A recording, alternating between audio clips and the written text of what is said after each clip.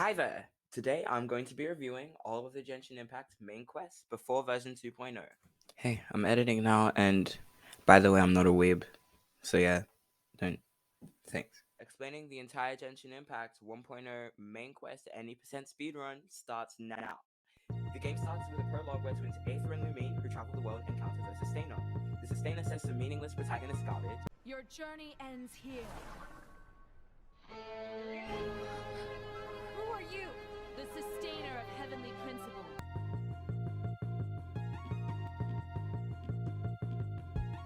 And the twins get separated, which is kind of predictable. So now you have a choice of picking between either twin as a main character. In my case, I chose Aether, the boy. So Aether has been roaming around this new world he discovered, Teyvat, for around 2 months now, and epically saves a pink fairy named Paimon in the literal best way possible. Because Paimon was literally fished out of death, she returns the favor by leading him to Mondstadt, the city of freedom and fish. They find a statue of the Seven, and the traveler resonates with it and gains the element Anima, also known as air. Seems kind of like any old regular anime at the moment with like elemental powers and stuff, but let's continue. And so they head to the City of Freedom with this newfound power. They also meet Amber on their way, but she's a doo-doo side character, so we won't get into her very much. On their way, they find what looks like a kid talking with a massive blue dragon.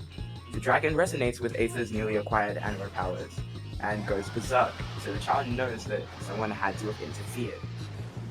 On arrival in the city of Mondstadt, the massive blue dragon flies over it. Doo-doo woman Amber and you have to defeat the dragon somehow. You, however, get struck by a hurricane, and you pull out your wing glider so you literally don't die. You fend off the dragon with a cool anima laser and some mysterious guy's help. Well, after landing, you have none other than Doo-doo woman Amber to check if you're alright. Seriously, she's a terrible side character. So they need to defeat the dragon, which is named Evolin. So they team up with the protectors of Mondstadt, the Knights of Favonius, and later come to realize that the small child, whose name is Venti, is the god of anima, Barbatos, and also the person who helped you fend off Evolin originally. Barbatos gets Aether to steal a vial which can summon the dragon from the Mondstadt church, but is beaten to it by these annoying fairy things that aren't Paimon called the Fatui, and gets stolen first. But Diluc, an ex-Knight of Favonius, now bartender, gets it back. So they team up with Diluc, and Venti tries summoning Dvalin the next day. And those fairy things come back. Turns out they were actually controlling Dvalin. Then we saw Lumine, the twin. And the Fatui people are calling her Your Highness, which, I mean, whoa. They saved Dvalin by removing his corrupted blood clot, and after infiltrating his lair and defeating him. And that's it, main quest completed.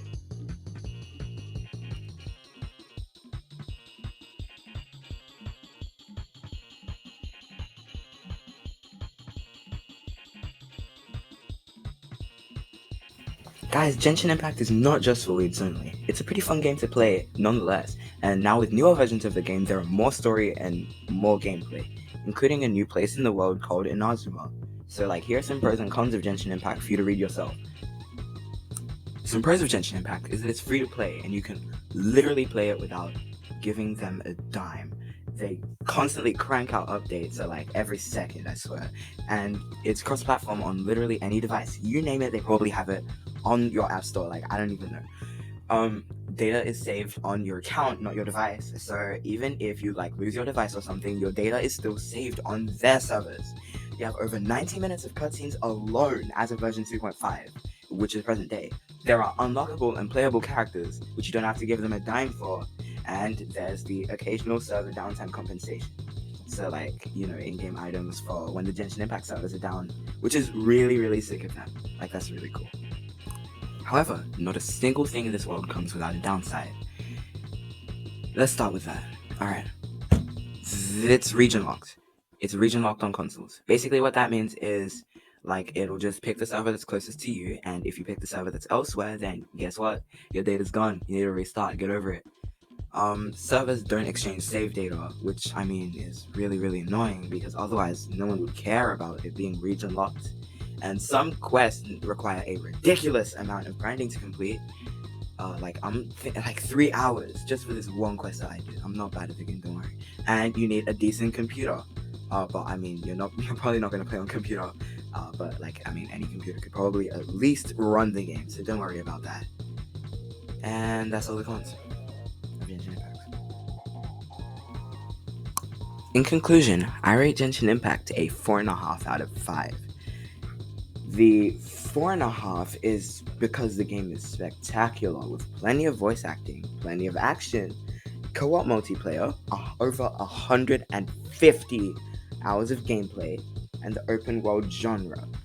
But the 0.5 it loses on is, they try and get you to grind a lot so you play their game more. Which, I mean, that's on them. I love this game. Alright, thanks for watching, and I'll see you next time, I guess. See ya. Bye.